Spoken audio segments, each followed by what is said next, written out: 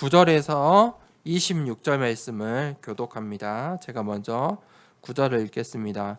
이 말씀을 마치시고 그들이 보는데 올려져 가시니 구름이 그를 가려 보이지 않게 하더라.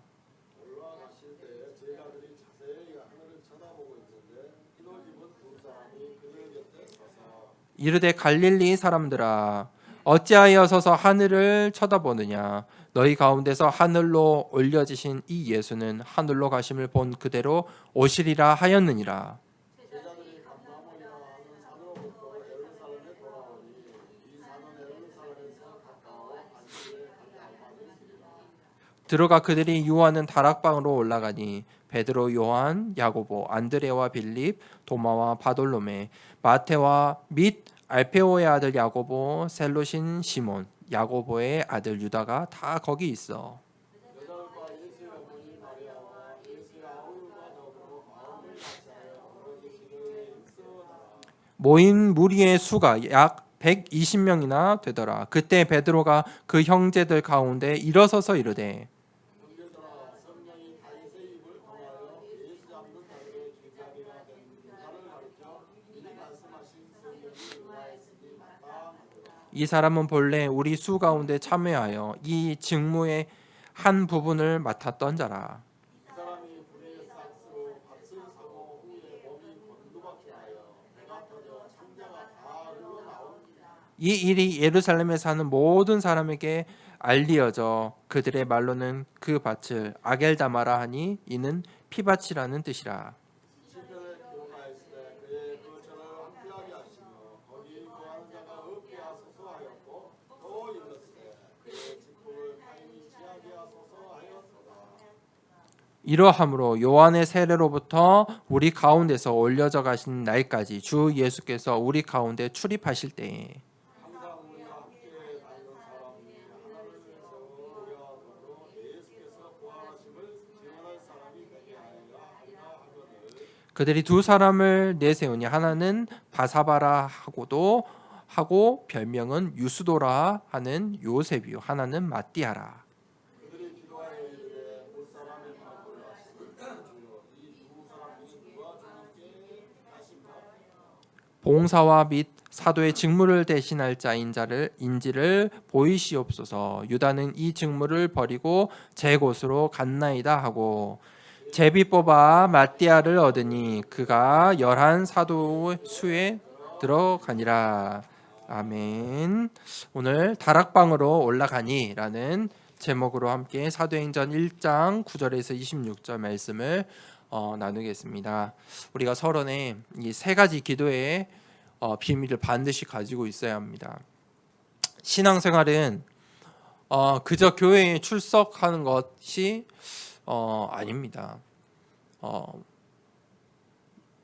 예전에 80년대 90년대 목사님들이 이 주일 성수를 이야기를 했죠. 그래서 주일에는 이 마트도 못 가고 일도 하지 말고 굉장히 강하게 예배를 빼먹으면 안 된다. 이걸 강조하기 위해서 주일 성수를 굉장히 강하게 이야기했어요. 주일을 잘 지키는 것도 맞지만 그것이 신앙생활은 아니죠. 신앙생활은 무엇이냐면 기도예요. 이 망대를 세우는 거예요. 신앙생활은 이 기도의 비밀을 가진 자예요. 내가 어디에 있든지 어느 곳에 있든지 어떤 상황 속에 있든지 예배 드릴 수 없는 나라와 상황과 현실일 수 있잖아요. 그곳에서도 내가 만약 주일 성수가 중요하다면 그 사람들은 어떻게 돼요? 예배 드릴 수 없는 처지인데요. 그렇죠? 근데 하나님께서 기도의 비밀이라는 걸 주셨어요. 어떤 상황에 있든지 어디에 있든지 우리는 기도할 수 있어요. 예배를 왜 드리냐면 그 기도의 비밀, 그 기도할 수 있는 힘을 얻기 위해서예요. 무엇을 기도할지. 그래서 예배의 축복을 주신 거예요. 그러면 기도는 언제 어떻게 하는 거예요? 마운드의 기도는 24예요. 예배는 우리가 드리는 이 주일 예배를 24 할 수 없잖아요. 이 주일 예배를 드리는 지금 이 예배를 48시간 이렇게 드릴 수 없어요. 그건 하나님이 원하시는 예배는 아니에요. 주일날 우리가 정해진 이 주일날 이 예배를 드리면 돼요.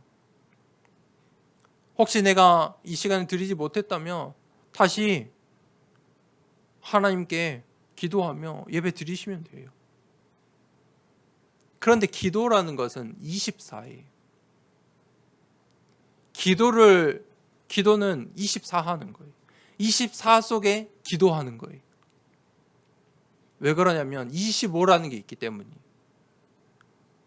기도할 때 반드시 영적인 일들이 일어나요. 기도하지 않으면요, 영적인 일들이 일어나지 않느냐? 그렇진 않죠. 내가 그 사단의 망대 가운데 속게 되어 있어요. 속을 수밖에 없어요. 그런데 내가 기도할 때 그 사단의 망대를 무너뜨리고 하나님의 망대를 세울 수 있는 거예요. 그것을 24 해야 돼요. 그러면 반드시 영원의 작품, 저번 주 말씀처럼 내 증인이 되리라. 증인이 되는 인생이 되는 거예요. 그러려면 우리가 기도라는 걸 어떻게 할 수 있느냐? 기도라는 건 무엇입니까? 집중이에요.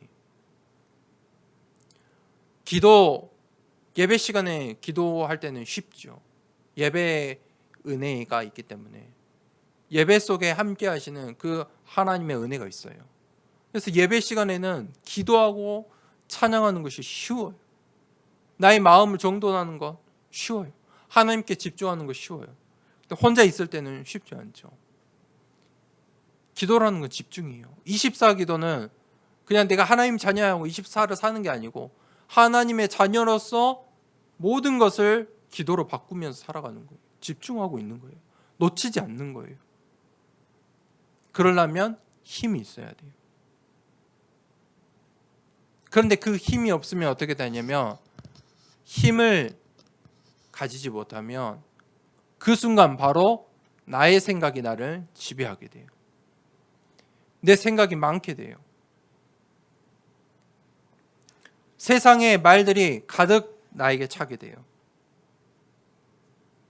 어떤 힘이냐? 하나님의 말씀으로 가득 찰 수 있는 힘이 있어야 돼요. 그래서 내가 기도가 어렵다. 24 기도가 무슨 말인지 모르겠다. 24 기도라는 뜻도 모르겠다 하시는 분들은 말씀을 들으세요. 주일날 예배 듣는 건 너무 당연하고요. 그거는 정말 생명과 같은 것이고요. 왜냐하면 주일날 예배 드리지 못하는데 나머지 나의 삶 가운데 기도할 수 있다? 불가능해요. 그러면 예배 드리고 나서 일주일 동안 내가 내 스스로 말씀 들을 수 있는 시간을 만드세요. 그게 힘이에요. 말씀 들을 때 힘이 생겨요. 그러면 그 말씀을 들으면 그 말씀이 나를 기도하게, 기도로 인도해 줘요. 24 기도할 수 있는 힘을 줘요. 우리 육신도 마찬가지잖아요. 밥이라는 것은 내가 한 번에 한 끼로 나의 이틀의 삶을 이렇게 충전할 수가 없어요. 조금씩 하루에 3끼. 그래서 하루에 3끼가 통상적으로 상식적으로 우리가 하루 3끼 하는 것이잖아요. 나누어 먹는 거예요. 조금씩 나눠 먹는 거예요. 기도라는 것을 한 번에 해서 해결할 수 있는 게 아니라니까요. 금식에서 3일 만에 기도를 땡 끝낼 수 있는 게 아니에요.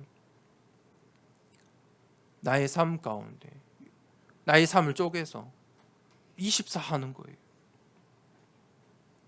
그래서 말씀부터 들으세요. 내가 그 힘이 있다면 이제 기도 수첩도 할 수 있어요. 하루에 한 번 하는 그 기도 수첩이 나의 하루의 삶을 24 기도할 수 있도록 인도하는 거예요. 그게 망대의 기도예요.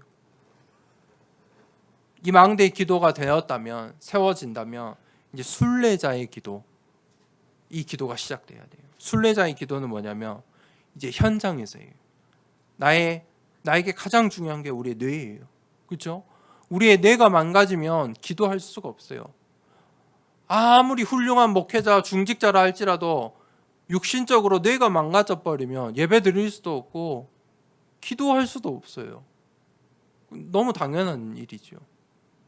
그렇게 우리의 뇌가 중요해요. 우리 뇌 가운데, 영혼 가운데, 우리의 삶 가운데 그게 무엇이냐면 하나님의 말씀을 각인하는 거예요. 각인이 되면 어떻게 되냐? 이제 내가 기도하려고 애쓰지 않아도 문제가 오고 상황이 닥치고 아침에 눈을 뜨고 내가 직장을 가고 일을 하고 밥을 먹고 잠을 자는데 저절로 기도가 되어지는 거예요. 각인이 됐다는 거예요. 나의 뇌에 각인이 된 거예요. 나의 영혼에 각인이 된 거예요. 나의 마음에 힘듦이 오고 연약함이 찾아오고 그때마다 자연스럽게 내가 예배를 말씀을 듣고 찬양을 듣고 기도하는 것은 내 영혼에 각인이 되어 있는 거죠. 내가 이렇게 해야 산다. 그래서 내가 오늘은 기도하러 예배 반드시 드려야 돼요. 예배 드리러 나오는 거는 내 삶에 각인이 된 거예요. 오늘 내가 지금 이 시간에 이 말씀을 듣고 예배 드릴 수 있다? 그렇게 지금 각인이 된 거예요. 그게 순례자의 기도예요. 하나님의 말씀이 나에게 각인되어야 돼요. 반드시 어떤 말씀으로 각인되었는지 그 결과가 나와요. 그러면 세 번째, 하나님께서 나를 망대로 세우신 이유가 있어요. 먼저 부르신 이유가 있어요. 순례자로 먼저 보내신 이유가 있어요. 그것은 모든 것을 살리시려고. 모든 것을 살리시는 그 이름을 먼저 주신 거예요. 그래서 우리가 모든 것을 살리는 기도를 해야 돼요. 많은 교회들이 여전히 종교뿐만 아니라 많은 교회들이 중언부언해요. 여전히 방언을 열심히 해요. 제가 이 신학교를 갔는데 이 신학교 안에 한 룸에 이 기도실이 있어요. 저희 예배당만한 크기의 방이 이렇게 작은 한 사람 딱 들어갈 수 있는 방이 다다다닥 있어요. 기도실이에요, 그게. 그래서 방석이 하나 있고 테이블이 하나 있고요. 그래서 이제 학생들이 기도할 수 있도록 이제 신학생들이 기도를 하죠. 주로 이제 신학생들, 이 선교 학부들 이런 친구들이 기도하러 많이 와요. 기도하고 저는 이제 기도 수첩 가지고 기도하러 이렇게 들리는데 어느 날 이제 기도하고 나오는데 이제 친구들이 이제 방언을 하는 거예요. 그래서 저는 이제 처음 봤어요. 그 이제 학교에 가서 방언하는 걸 처음 들었어요. 방언을 막 해요. 처음에 방언 들었을 때 놀랐어요. 뭐 하는 거지 하면서 방언 기도는 어떻게 하는 거냐? 나도 몰라. 목사님이 시킨 대로 하는 거야. 이렇게 말하더라고. 뭐 어떻게 방언을 하냐니까 그냥 계속 거기 몰입을 이 한 단어에 몰입을 하는 거예요. 랄랄랄랄 몰입을 해요. 아니면 뭐 주기도문, 사도신경 계속 반복하는 거예요. 그냥 거의 그거 그렇게 하는 거래요. 자기도 사실 잘 모른대요. 안 하면 이 좀 은혜 못 받은 사람이 되니까 하는 거예요. 연습하는 거예요. 기도가 그런 것입니까? 그래서 너는 그 친구가 이제 제가 방언에 대해서 물어보니까 그 친구가 너는 방언 안 해? 그럼 너는 어떻게 기도하는데? 이렇게 말하는 거예요. 나는 당연히 주일날 들은 말씀 가지고 묵상하고 그 말씀을 가지고 기도하지. 그래? 그 기도는 어떻게 하는 건데? 이렇게 물어보는 거예요. 부산 친구들 많은데 제가 부산 말 다 잊어먹었어. 일단 물어보는 거예요. 그래서 지금 기도를 모르는구나. 신학생인데.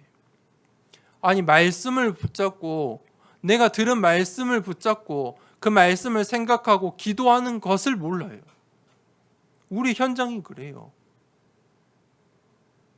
온통 이런 방언과 신비와 율법과 주원 부언 가운데 있어요. 그것은 왜 방언 기도를 하지 말라고 하셨어요? 방언 기도는 개인의 기도예요. 해도 돼요. 덕이 되지 않아요. 살리는 기도가 아니에요. 개인의 만족이에요. 방언으로 옆에 있는 사람을 살릴 수 없어요. 모든 것을 살리는 기도는 어떤 기도입니까? 그 하나님의 정확한 언약을 붙잡은 말씀의 흐름 속에 있는 기도예요. 렘넌트 7명이 했던 기도예요. 중직자님들 잘 생각해 보세요. 내가 지금 어떤 기도를 하고 있는가? 그러면 렘넌트 7명이 했던 기도와 나의 기도는 어떤 차이점이 있는가? 왜 그렇습니까? 그 기도가 그게 각인 뿌리 체질 내려줘요. 방언하면 그 방언의 기도가 각인 뿌리 체질 내려진다니까요.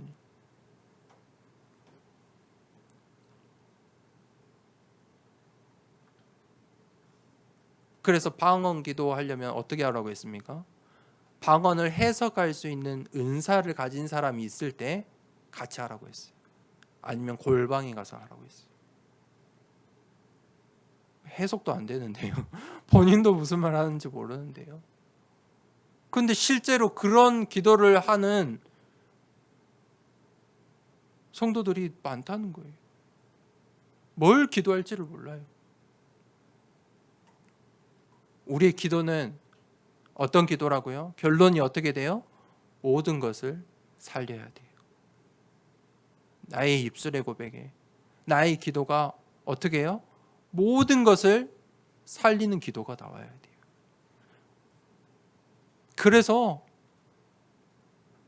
그렇게 해야만이 우리가 내 증인이 되리라. 그 응답, 그 작품이 되는 거예요. 오늘 본론에 이어서 이 감람산의 언약을 우리가 반드시 기억해야 돼요.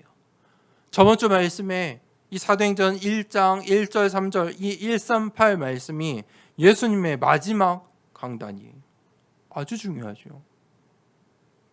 제가 목회자로서 이제 시작인데 마지막 순간에 마지막 강단을 한다. 얼마나 소중하고 값지겠어요. 그렇죠? 예수님께서 마지막으로 강단 말씀을 하신 거예요. 그것도 이 감람원이라는 산에서 말씀을 하셨어요. 40일 동안 집중해서 말씀하셨어요. 무슨 말입니까? 산에 올라서 말씀하신 거예요. 무리들은 떨어뜨리고 제자들만 모아서 40일 동안 말씀을 하셨어요. 무엇을 말씀하셨어요? 138 그것을 각인시키셨어요. 완전히 초집중의 시간을 갖는 거예요. 우리 인생에 반드시 이런 시간이 있어야 돼요. 일주일간에 이 예배드리는 시간이 그 집중의 시간이에요. 이 복음을 체험하는 인생의 그 순간이 반드시 있어야 돼요. 그게 예수님 제자들에게는 이 감람산의 집중의 시간이었어요. 40일 동안 집중하신 거예요. 그들의 인생이 완전히 바뀌는 시간이었어요. 각인이 바뀌는 시간이었어요. 예수님께서 이 138의 언약을 주시고 그들이 보는 앞에서 어떻게 하셨어요?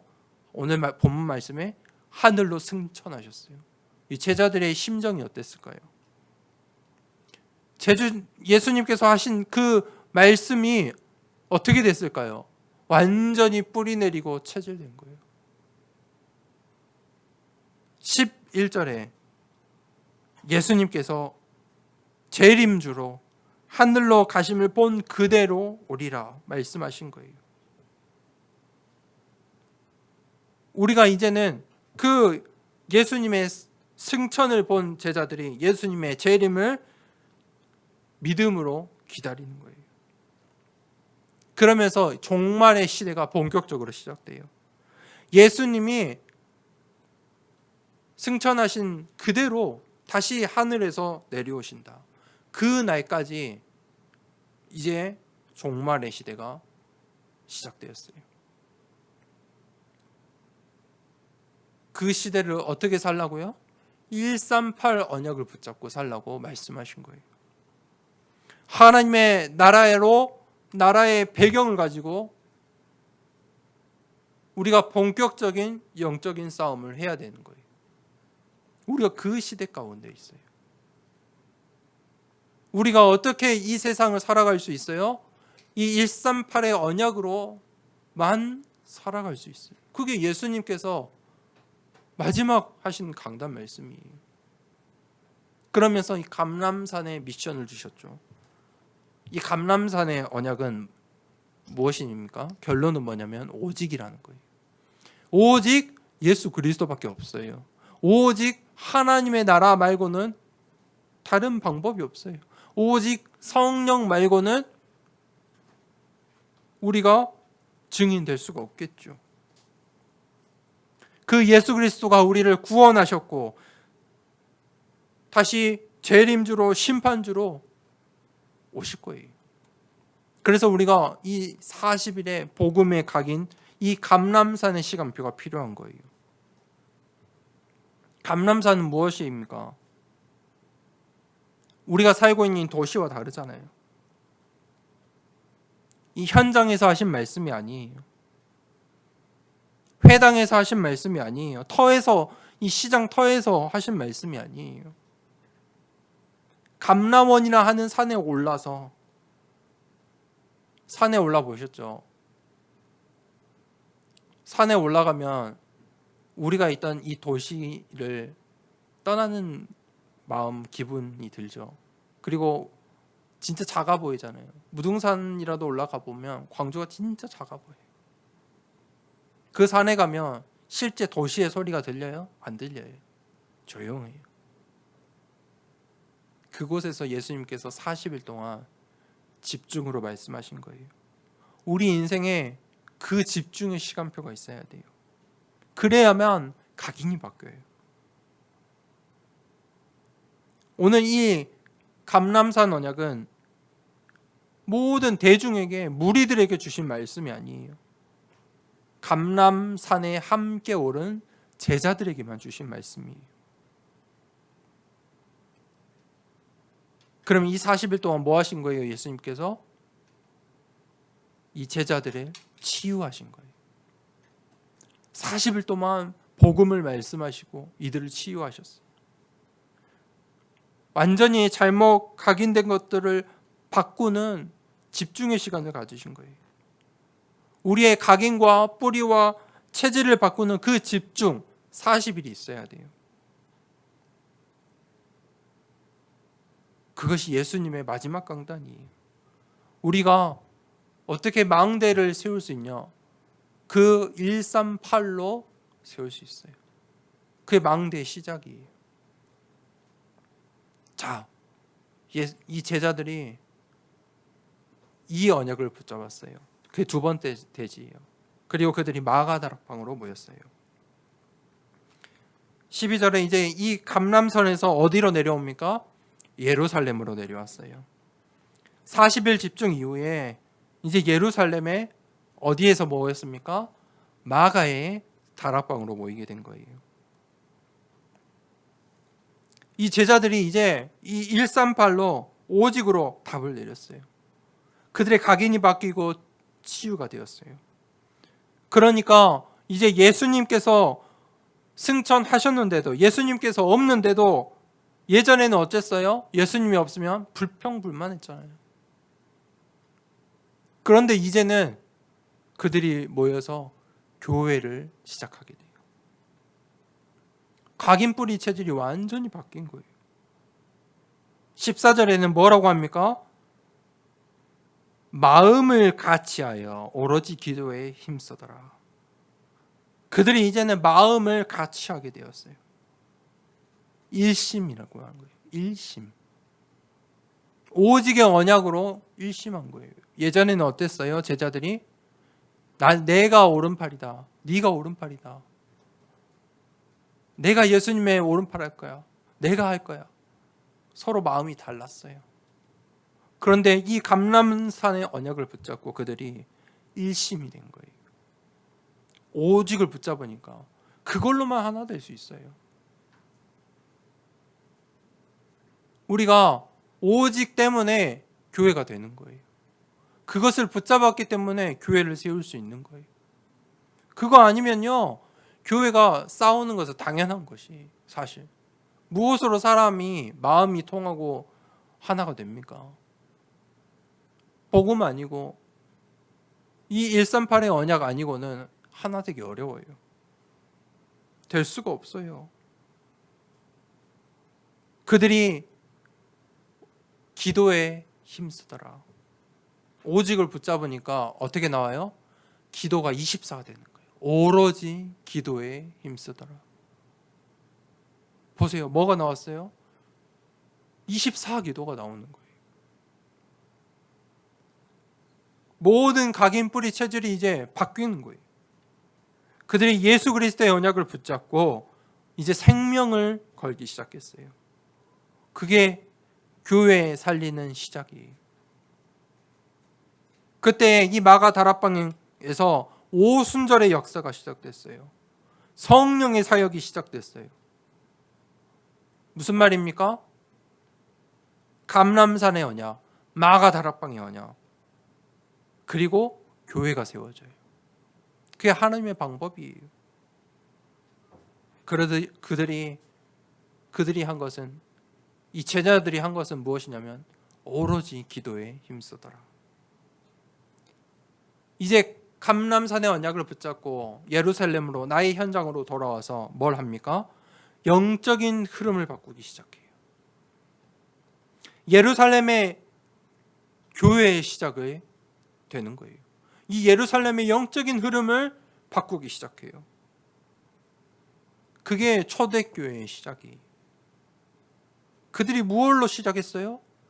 정확한 언약을 붙잡으니까 교회가 시작이 되는 거예요. 그들이 뭐 했어요? 지금 언약 붙잡은 자들이 예루살렘에서 마가의 집에서 망대를 세운 거예요. 예루살렘을 살릴 망대를 세웠어요. 그 망대가 무엇을 합니까? 함께 모여서 일심으로 오로지 기도에 힘썼다. 그게 망대인 거예요. 망대 시작이에요. 강단의 말씀이 나에게 각인이 되어야 돼요. 그리고 어디로요? 나의 현장에서 내가 망대에 세우는 거예요.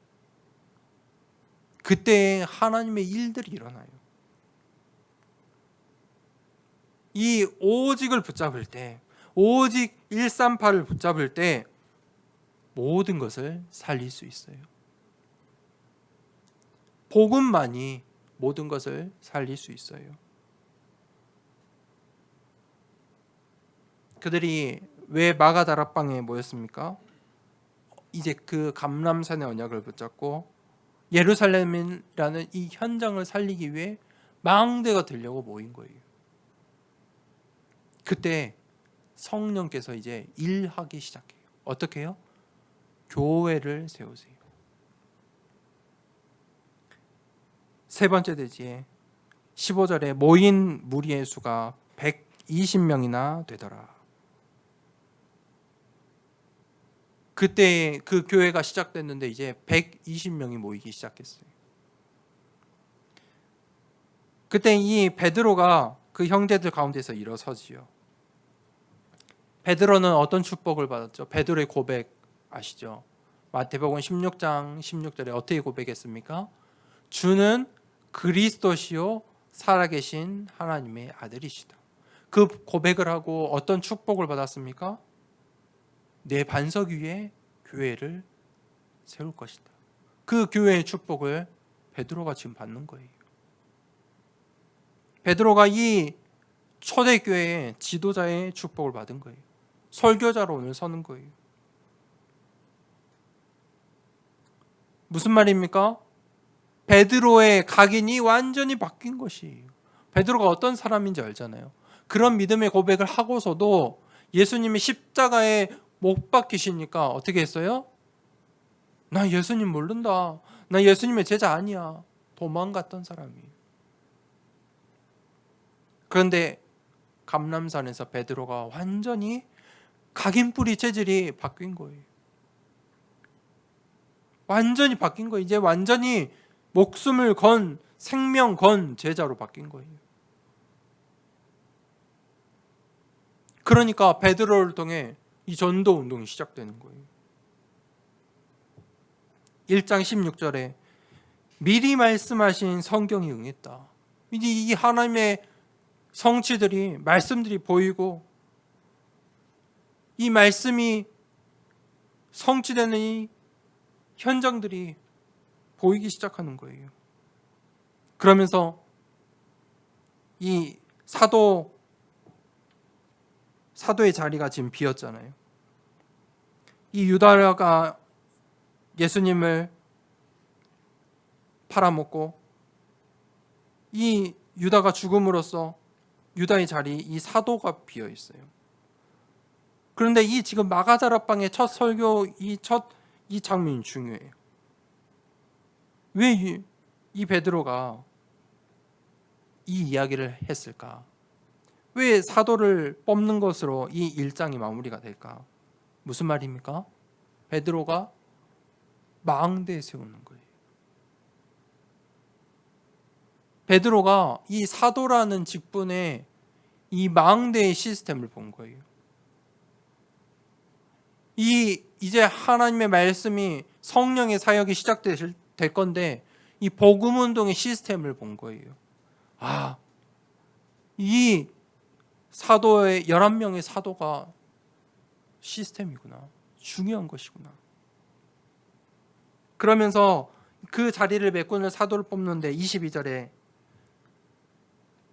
조건이 있어요. 어떤 사람을 뽑아야 돼요? 예수님의 부활하심을 직접 본 자. 그리고 우리와 함께 있던 자. 무슨 말입니까? 감람산에서 함께 있었던 자. 예수님께서 죽으시고 부활하신 것을 눈으로 본 자. 그 증인이 있어야 된다. 무슨 말입니까? 부활하신 예수 그리스도의 증인을 뽑자. 지금 망대잖아요. 굉장히 중요한 이야기를 베드로가 했죠. 그러면서 마띠아를 뽑아요. 26절에 제비를 뽑아 마띠아로. 왜 제비를 뽑았습니까? 실수하지 않으려고. 예전에는 어땠어요?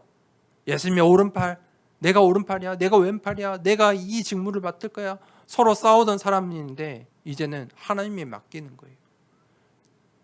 둘 뽑아서 하나님의 선택, 하나님께 맡기자. 제비를 뽑은 거예요. 하나님의 주권을 따라가는 거예요. 성령의 인도하심을 지금 생각하고 있는 거예요.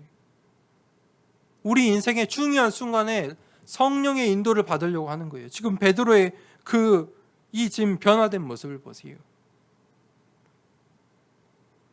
이 마가다락방의 제자들이 이 120명이 이제 모여 기도하기 시작한 거예요. 그들이 갈보리산, 감람산의 언약을 붙잡았어요. 감람산의 이후로 이 감람산의 40일 집중 이후로는 어떻게 돼요? 지금 파송이에요. 한마디로 말하면 파송이에요. 현장으로의 파송이에요. 감람원이라 하는 그 산에서 계속 사는 것이 아니고 예루살렘으로 이제 현장으로 파송되기 시작하는 거예요. 그 의미를 아는 베드로가 시스템으로, 전도운동의 시스템으로 사람을 세우는 거예요. 120명이라는 제자가 그냥 기록된 게 아니에요. 그들이 전부 앞으로 이 사도행전 뒤에 전부 흩어져서 교회를 세우는 응답을 받아요. 그들이 어디로 갑니까? 앞으로 나올 사도행전 13장, 16장, 19장의 그 우상 신전이 가득한 그 현장으로 가게 돼요. 하나님 나라의 일은 어떻게 시작되냐? 교회를 통해 시작돼요. 그래서 이 마가 다락방이 이 교회로부터 초대교회가 세워지기 시작하고 로마 복음화의 응답을 받는 거예요. 이 생명건 제자들 120 제자가 전부 뭐예요? 망대인 거예요. 그게 시작이에요. 우리가 기도해야 돼요. 이 광주를 살릴 망대를. 내가 살고 있는 이 지역, 이 지역의 망대를. 우리가 기도하고 있는 저 선교지에 살릴 망대를 세워야 돼요. 중국 살릴 망대를 세워야 돼요. 막연한 기도보다는 정확한 언약을 붙잡고 우리가 기도해야 돼요. 어떻게 살릴 것인가? 237, 5천 정도를 어떻게 살릴 것인가? 구체적인 망대를 우리가 이제 세워 나가야 돼요. 그러니까 2장 41절에 결론이 나오는데 어떤 결론이 나오냐? 제자들이 이제 3천이 돼요. 120명의 제자들이 망대 세우기 시작했는데 3,000명이 몰려들어요. 그게 성령의 사역이 결론입니다. 우리가 남은 자예요. 하나님께서 나를 남은 자로 불러주셨어요. 남은 자는 뭐냐면 복음이 회복된 자. 복음이 회복됐다는 말은 무슨 말이냐? 138로 완전히 각인된 사람이에요.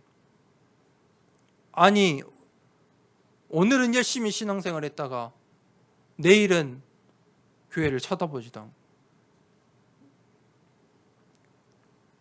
그런 사람들 있죠.